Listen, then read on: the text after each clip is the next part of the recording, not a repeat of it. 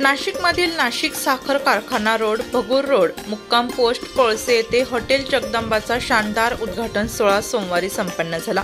दीपक पोपटराव गायधनी आणि गोकुळ पोपटराव गायधनी यांनी प्रथमच हॉटेल व्यवसायात पाऊल ठेवले असून त्यांचे हॉटेल जगदंबा व्हेज आणि नॉन व्हेज पदार्थांसाठी प्रसिद्ध असणार आहे।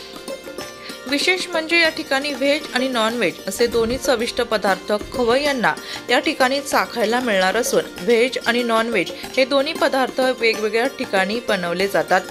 नवीन व्यवसाय क्षेत्रात पाऊल ठेवलेल्या दीपक पोपटराव गायधनी आणि गोकुळ पोपटराव गायधनी यांना उपस्थितांनी शुभेच्छा दिल्या। नाशिककरांनी एकदा आवर्जून या ठिकाणी भेट देण्याचं आवाहन गायधनी यांनी केले।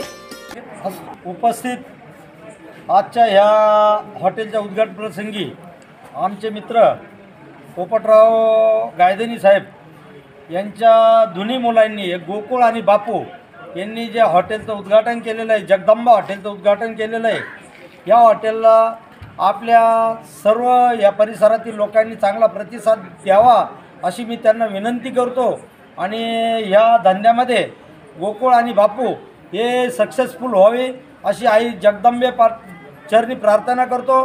माझे दोन शब्द संपवतो। जय हिंद, जय भीम, जय महाराष्ट्र। वृत्तसंकलन विभाग, नाशिक लोकशाही न्यूज, नाशिक।